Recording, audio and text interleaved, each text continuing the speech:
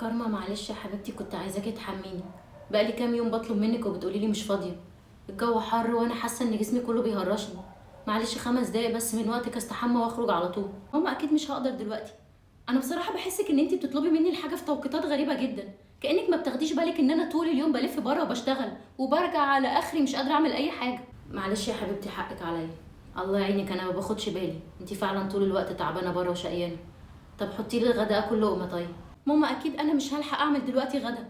هحط لك بقى سندوتشات وشاي او كيكه ولا اي حاجه، وبعدين انا كمان صاحبتي جايه لي وعايزه ادخل اروق. ماشي يا حبيبتي حطي لي الموجود، بس لو هتعملي لي سندوتشات جبنه حطي لي معاها طماطم عشان انا بحبش اكلها لوحدها كده. هقوم يا ماما صدقيني، ثواني بس بشوف حاجه على الموبايل. كارما معلش هاتي لي دي الوان عشان مش شايفه اجيبها، مش شايفه الرقم. وريني يا ماما.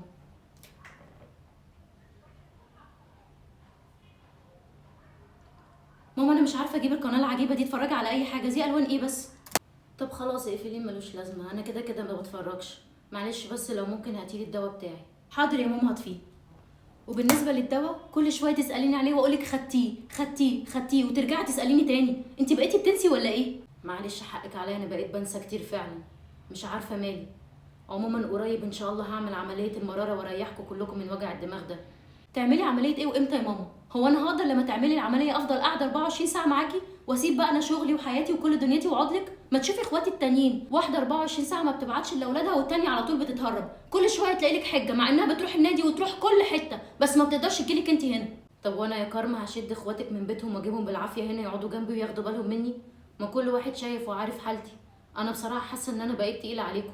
كل واحد فيكم عمال يوزعني للتاني في ايامه، وكل واحد بيتلكك 100 تلكيك عشان ما يجيليش. يا ماما يا حبيبتي، بعد اذنك الكلام ده ما تقوليهوش ليا انا، قولي للي بيتهربوا. ده في واحده ما بتجيش عشان ما فيش واي فاي، والتانيه ما بتجيش عشان التكييف عطلان. انا ذنبي ايه ان هما بيروحوا كل حته الا ان هما يجوا؟ طب وانا هقول لك ايه؟ ربنا شاهد على الاعذار اللي كل واحد فيهم بيقولها لي، بس اللي بيجي عليا الدنيا كلها بتيجي عليه. طب انا عايزه افهم، ليه حضرتك ما بتكلمهمش تقولي لهم هما الكلام ده؟ ليه بتفضفضي لي وتقولي لي انا اللي مضايقك بس، وبتيجي قدامهم تتعاملي عادي؟ طبعا هما كده شايفين ان كل حاجه تحفه ومفيش مشكله، وانا الوحيده اللي بزعل على زعلك. انا ولا هقولك ولا عيد يا كارما.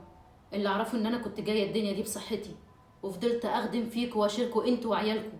كل واحد فيكوا خد من صحتي حبه لحد ما وصلت للي انا وصلت له ده، ودلوقتي بقيت عبء عليكم. شكلكم نسيتوا انا عملت ايه علشانكم، وصحتي وعمري اللي ضاعوا عليكم. بس انا هقولك ايه، هي سلف ودين، واللي وقف جنب امه النهارده هيشوف ولاده بكره بيقفوا جنبه. انا بصراحه حاسه ان حضرتك بتلومي الشخص الغلط. ثواني هقوم افتح، دي اكيد صاحبتي. طنط حبيبتي عامله ايه؟ اهلا يا حبيبتي نورتينا. ادخلي اقعدي جوه براحتك، انت وصاحبتك اقعدوا مع بعض براحتكم واتكلموا في اللي انتوا عايزينه. حاضر يا طنط اقعد معاها شويه، بس اعملي حسابك هطلع اقعد مع حضرتك، انا اصلا باجي علشانك، كارما دي يعني باجي لها كده. طب تعالي ندخل جوه شويه عن اذنك يا طنط. قويني يا رب واديني الصحه عشان ما احتاجش لحد. قويني يا رب واديني الصحه عشان اقدر انا اقوم نفسي واسند نفسي وما احتاجش لولادي. ما تحوجنيش ابدا يا رب لاي حد. في إيه يا كارما مالك انت وطنط؟ شكلكوا زعلانين او في حاجه؟ ايوه فعلا متضايقه، لان انا طول الوقت بحس ان انا غلطانه، ومهما عملت لماما في الاخر بتسيب كل اخواتي وبتلومني انا، مع ان هما اللي مش بيعملوا لها اي حاجه. كارما انا عارفه ان انت مضغوطه وعلشان كده بتقولي الكلام ده، بس خلينا نبص للموضوع بطريقه تانية. عمرك فكرتي ان ربنا سبحانه وتعالى اختارك انت عشان يفضل عداد الثواب بتاعك وعداد الاجر شغال بلا توقف طول ما انت بتخدمي مامتك، بس عن طيب خاطر وبرضا وابتسامه في وشها؟ بعدين ما تزعليش مني، اللي مش عايز يجي يساعد واللي مش عايز يجي يقف جنب مامتك براحته هو الخسران اولا واخيرا. خسران في الدنيا وخسران في الاخره. خسران في الدنيا ان هي هتترد له وانه مش هيلاقي حد يقف جنبه وقت تعبه، مش بس اولاده. خسران في الاخره عداد الثواب اللي هيفضل طول الوقت محروم منه. احيانا كتير بنتعامل مع اهالينا غلط، بنرد عليهم بطريقه وحشه او بنعلي صوتنا او بنطلع فيهم اي حاجه مضايقانا، وبننسى ان لو ربنا سبحانه وتعالى بيكرمنا مره هيكرمنا 1000 عشان خاطرهم، علشان احنا بنكرمهم. وبعدين الام والاب دول نعمه كبيره قوي، اسالي اللي محروم منهم. في ناس نفسها الزمن يرجع بيها يوم وتوطي تحت رجل امها وتخدمها بعينيها، مش بس تاكلها وتشربها. اللي عنده امه عايشه فهو عنده احسن واجمل هديه ممكن ربنا سبحانه وتعالى يهديها له في الدنيا، ما بالك اللي عنده امه عايشه وكمان ربنا اختاره ان هو يخدمها وياخد باله منها ومن اكلها ويراعيها. ده كده عنده اجمل هديه في الاخره، لانه بياخد حسنات ملهاش حدود طول ما هو بياخد باله من مامته. استمتعي بامك في الدنيا وبخدمتها وبقعدتها وبكل حاجه فيها، لان انت عندك نعمه ناس كتير قوي بيتمنوها وما يحسش بيها الا اللي اتحرم منها. معاكي حق، انت صح.